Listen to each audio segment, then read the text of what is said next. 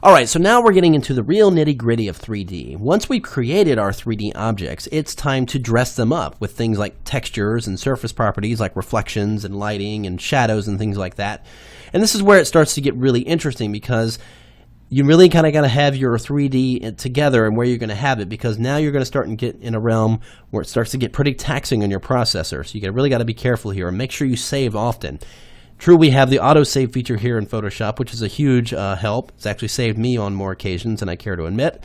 But in addition to consciously remembering to save often, is going to be a big help for you, so you're not having to go back and restart projects all over again.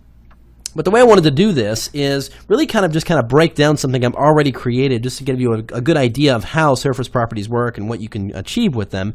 And then in the next video, I wanted to show you how to go ahead and create the surface properties that you see here on these carbon rings in my background here, just how you can take those from a simple 3D shape and then apply the textures, apply the surface properties, and get something that looks pretty realistic.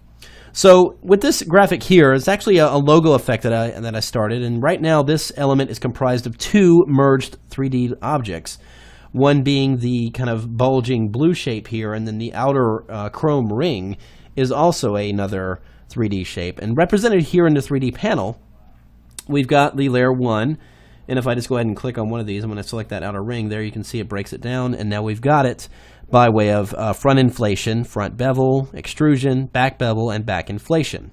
These properties are also reflected here in the 3D panel. If I go over to the third tab up here at the top, we can see just the different meshes for each of the objects in this 3D layer. And you can see there's quite a few of them because there's technically 3 different 3D objects merged here. We've got a letter in here that I actually have the visibility off for because I'm just modifying the background shape, which is comprised of 2 3D objects. Again, one being this blue shape and then the other being the chrome ring. So I'm going to go back to my layer here because I like to use the master list so I can see everything that's going on here. And with this one selected, all that's going on with the outer ring here is the extrusion material. Remember I was talking about earlier about revolving. When you extrude an object and you wrap it around and close the shape, you get a kind of a loop, and that's what I created here. So all we're seeing is the extruded sides of that ring. So with that in mind, I'm just going to go into the 3D panel here and choose layer 1 extrusion material. Now in this small preview window, you can see a graphic of the texture that is applied to that ring. Now, it's not applied directly to the image as a texture, but rather it is an environmental reflection. Now, what do I mean by that? Well, if I were to go in here and let's just take the reflection down to 0. And let's just knock that off. There we go. So you can see it's got a base dark fill on that ring. It's just a simple extrusion, and it's got a dark color fill in it.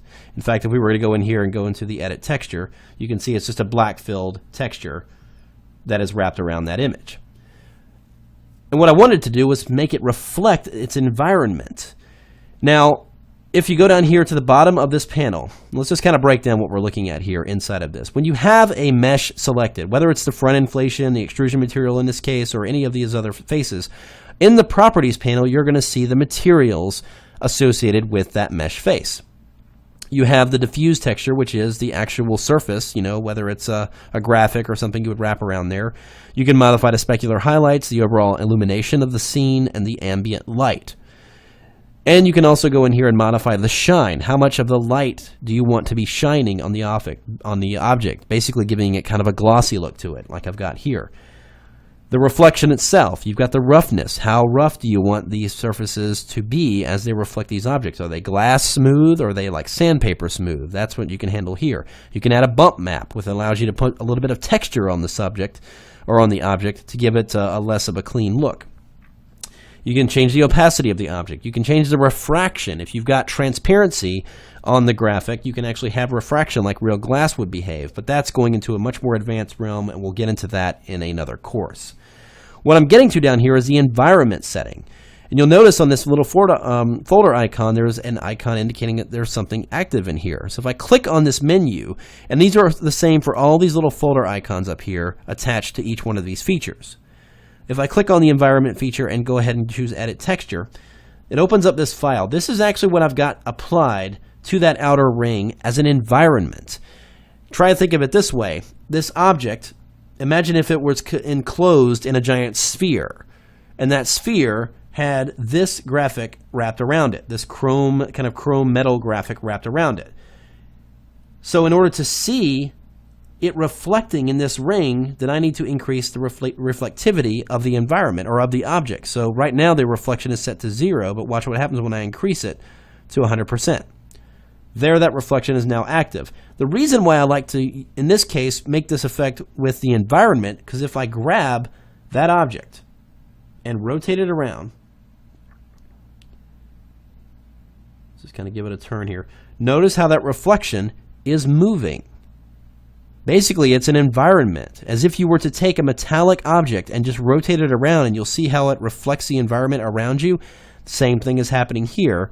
It's reflecting that chrome environment and thus giving me that chrome look to my object. So anytime I move it around, it's going to move with the environment as if it were a real reflection. So that's certainly applying it one way by way of an environment reflection.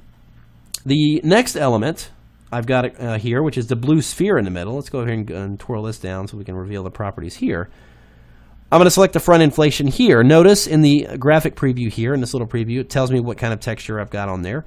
I'm going to go up here into the diffuse texture. Just click on that folder icon and go in here and choose Edit Texture. This is merely a flat, two-dimensional carbon fiber blue graphic. And I've just got it on top of a blue layer with the blend mode set to soft light. If you saw it for normal, it's just a regular carbon fiber pattern.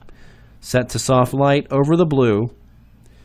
And because this is applied directly as a texture and not as an environment or a reflected item, it wraps itself around and curves out of that spherical object.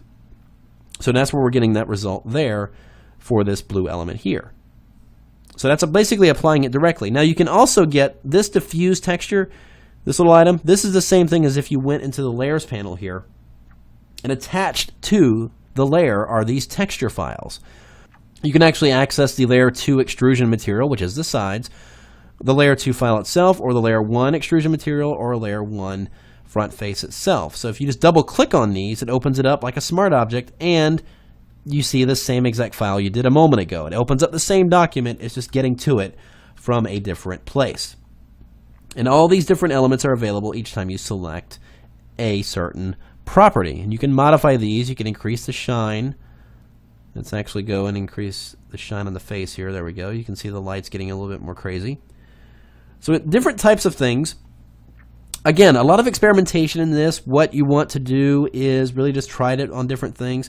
Let me show you a quick bump map demonstration here. We'll go back to this graphic here that I have, and jumping between 3D objects or 3D images, you're going to run into some lag sometimes. So let's go and get on this front inflation of this shape here. So let's say I wanted to add a little bit of texture to this. Well, I have this texture file here. It's just some cracks in a surface in this texture.